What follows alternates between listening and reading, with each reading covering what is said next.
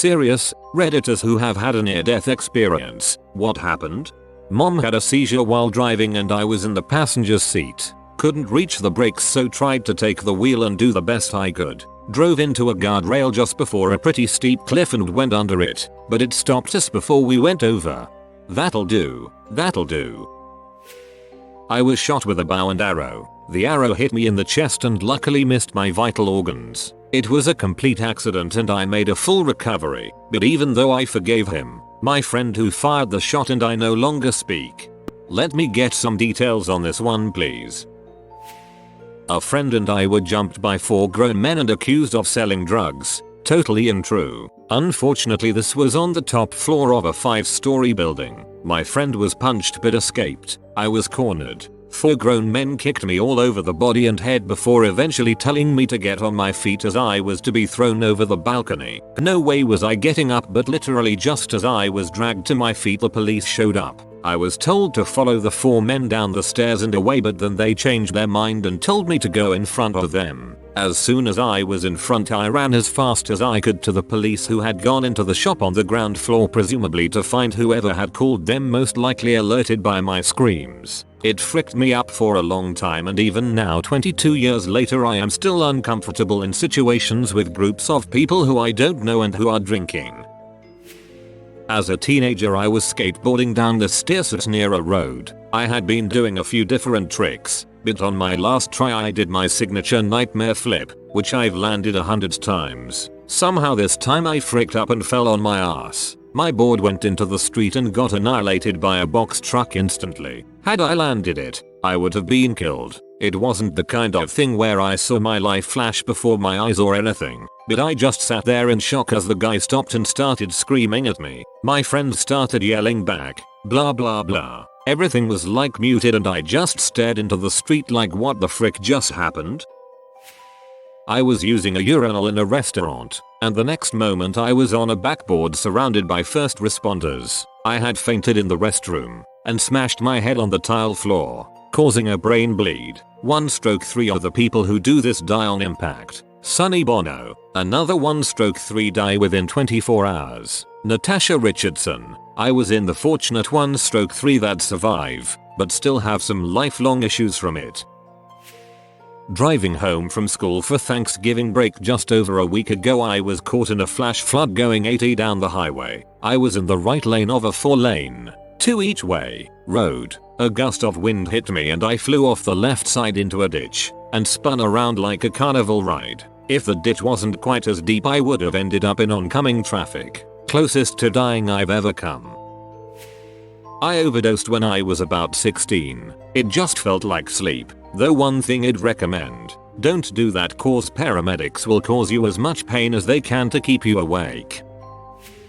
It was August, and I think 2010, could be 2009, was during an under 18 sailing week. I was 17 or 16. Seriously, my memory sucks. Was during the 3rd race that week. Sailing along solo in my boat, I was kind of in the middle of the pack, but I'd gone a different tack to everyone else and so was quite far away from them all, out in the middle of the estuary. Then I capsized. Usually this is no big deal, happens relatively frequently. Only problem was this time the boom swung around and hit me on the head on the way down, throwing me into the water and leaving me stuck in the ropes. I was underwater, feeling groggy from the blow to my head, but remembered the training and calmly tried to untangle myself, which I managed. At this point I tried to surface, as I was now free and running out of air. The way the boat had gone down had ended up with me underneath the sail, which itself was now covered with ridiculously heavy water. I started panicking and trying to force the sail up with me under it,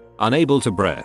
I realized I'd never get up, so I tried to calm down again and started struggling to swim along under it. Swimming underwater, wearing a life jacket sucks by the way. I realized the current was pushing the boat along with me and trapping me under the sail. So I did the only thing I could think of. I tried to force myself further underwater, swimming down and pushing my feet on the sail. You see, the current is actually weaker further down than it is on the surface. So my hope was to let the boat drift over me as drifted in the weaker current. I held there for a few more seconds, still not having breathed in I don't know how long, before clawing my way back up. If I didn't hit air, I knew I'd die. Thank God the current higher up had pushed the boat over my head, leaving me relatively close by. I grabbed onto the boat, now fully upside down, and kinda pulled myself onto it. After a few minutes spluttering up water and gasping, I righted the boat and just lay inside. Sails and ropes flapping everywhere. Just glad to be alive. Holy crap. This was an anxious read. You made all the right moves, my friend. Me and some friends used to go to the beach to play volleyball some evenings. One night, me and one of the guys walked over to a gas station across the road in between games to get a snack or whatever. A minute or two later everyone pulled up in a car. When we went to go back, the chick driving, who no one really knew that well, was like, hey, just hop on the trunk and hold on. It's just right back across the road. So me and my friend are like, okay cool, and hop on. Well, this girl had the brilliant idea once we were in the parking lot to take a turn going about 40 miles per hour, thinking it would be funny. Me and my friend both get flung off the back of the car. Luckily, he landed in grass but still ended up breaking his arm. Me on the other hand, I was thrown onto the pavement where I cracked my head open, broke a collarbone, ankle, and 3 ribs. I went unconscious, and from what I was told, one of my friends literally sat there holding the back of my head together while they waited on medics to arrive. I had to get life-flighted to a hospital about an hour away. I had 2 or 3 seizures on the way. When I came around at the hospital later that evening, the doctor told me had my friend not been holding my head together, or had the medics shown up like 5 minutes after they did, I probably wouldn't have made it. But all is well now. Actually, the dumbass girl left after she saw how bad what she had done was, and actually ended up getting arrested and charged with something or another. The last I heard she was in jail, but that was like 2-3 years ago. That must have been horrifying for everyone involved. Kudos to the friend holding your head together. Row. Alone and had food poisoning that caused a gastrointestinal infection. Roommate found me dehydrated and delirious. I took in 6 fluid bags at the hospital. Scary stuff. My wife had that happen to her in college. She was so dehydrated she was hallucinating. She was so frustrated because she could see people walk by the bathroom while she was puking, crapping, and she asked for water. She was screaming, "Why won't you help me?"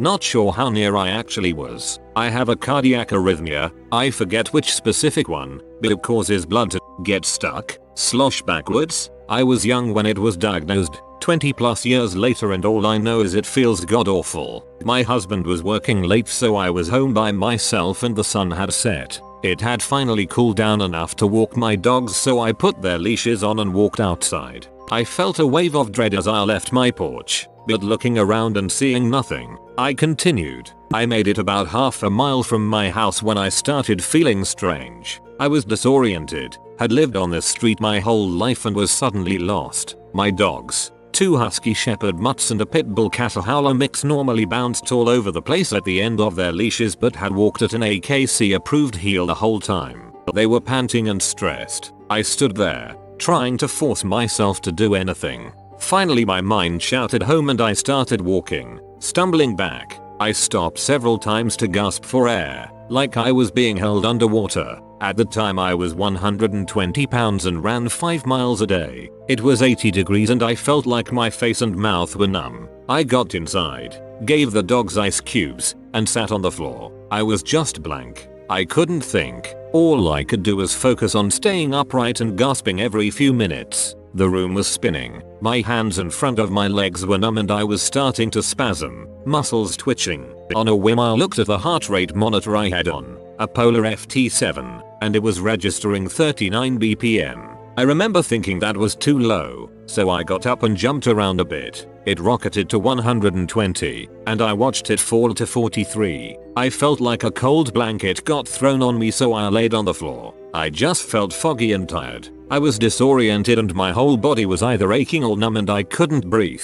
So I went to bed. I dreamed of my life up to then, and then nothing. Just darkness. I woke up just fine the next morning and wrote it off as being overtired. Stupid. But I was 19. It's happened twice since then. Aside from the arrhythmia itself, I haven't found a doctor that can tell me what happened. Apparently it isn't super deadly, but it certainly feels like it.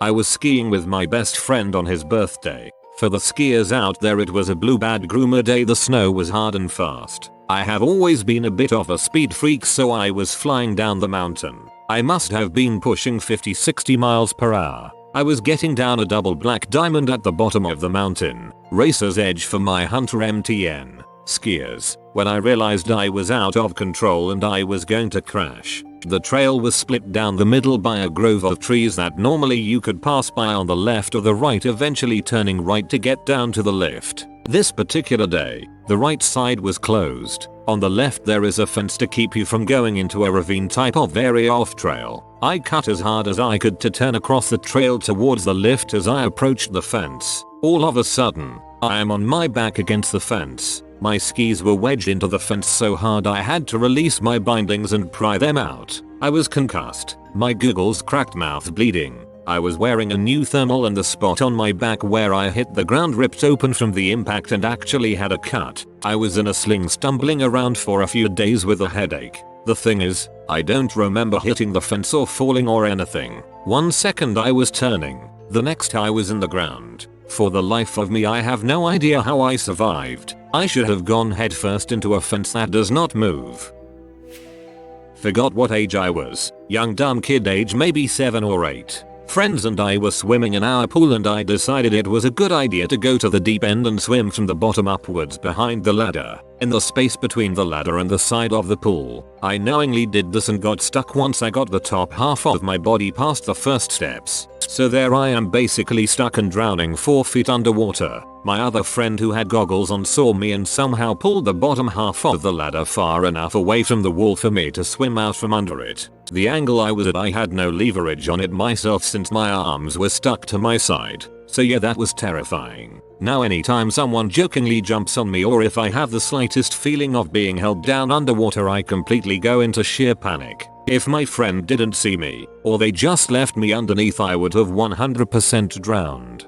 Crap man. I got anxiety just from reading that. Good thing your friend took it seriously instead of assuming you were joking.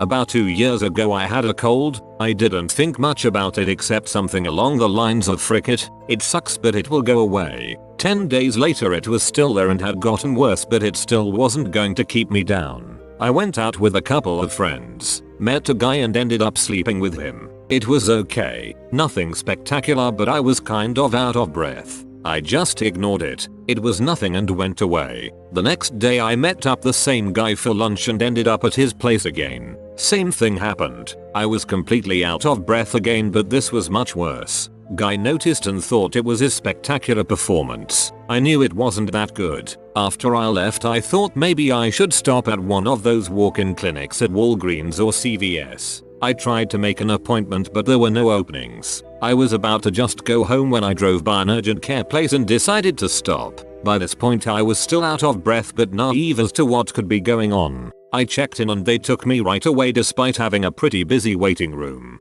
Took my vitals and my BP was 80/50 and my O2 was in the low 80s. The nurse was amazed I was still standing. She ran and got a doctor who came running in immediately. She verified my vitals and said I had to get to the emergency room immediately and ambulance was on the way to take me there. I said I could drive and I was told I would probably pass out shortly, so they wouldn't allow me to drive. I started to get a little concerned after that. Things get a little hazy after that, but I remember arriving at the ER and being greeted by several doctors. I remember getting X-rays, MRIs and CTs. My mom and friend had also showed up. Someone had called them since they were my emergency contact. The last thing I remember is the doctor explaining to them that I had severe pneumonia. Both my lungs had collapsed and I was septic. I was in and out of it for several days. I was in the ICU and in isolation for a couple. It took a while to recover and I still have some lasting damage, but for the most part made a full recovery. On the positive side, since I was in the hospital for so long, I was able to quit smoking and I have never gone back.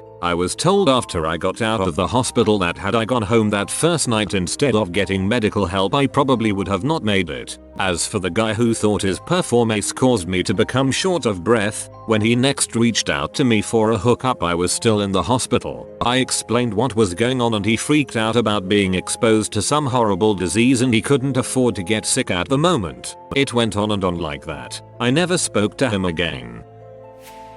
have a lung problem, was born with it, had both my lungs collapse during an asthma attack, was clinically dead for about 3 minutes, felt like I got hammered and blacked out, only the hangover lasted about 2 weeks. So when I was 10, I had just gotten back from a Cub Scout camping trip in the middle of buttfuck nowhere, Ohio. No phone service. Over an hour away from the nearest place with phone service. It was the day after and I was out with my dad picking up firewood when my stomach just started hurting like heck. As if I was taking the biggest crap of my 12-year-old life. I had to lay down in the back of the truck. My mom felt bad for me. My dad thought I was faking. He was in a pissy mood for the rest of the day. Anyways, I got home about 3 hours later still feeling terrible, worse even. I then proceed to sit on the toilet for another hour. In agonizing pain trying to push out what I thought was the biggest turd ever created in the history of mankind to no avail. My mom comes in and asks if she can put 2 fingers up against my lower waist and push for a second. She does so, and I feel the worst pain I've ever felt in my entire life. Her brother had appendicitis when he was 16 and that was the thing that sent him over the edge like it just did to me. I get rushed to Children's Hospital and I lay in my mom's lap for 3 hours in horrible pain waiting to get in to see a doctor.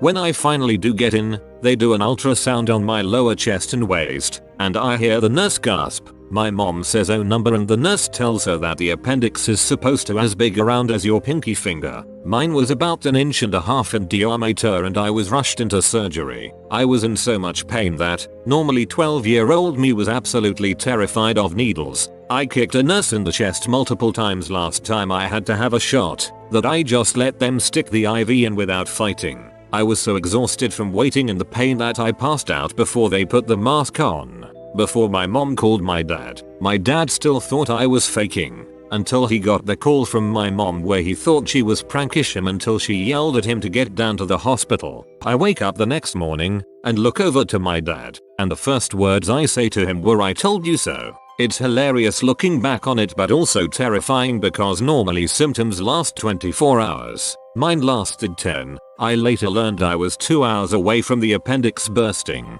It was even scarier thinking that I was just at a Cub Scout camp miles and miles away from help, and I would have died there more than likely. You have been visited by the sleeping Italian. Comment "sleep tight Lil Guido" for nice spaghetti and meatball dreams all night. If you comment "keep fighting, Papa." If you are new to the channel, you can subscribe. I publish new videos every day. Until then, check another video, or don't. Either way, have a great day you magnificent people.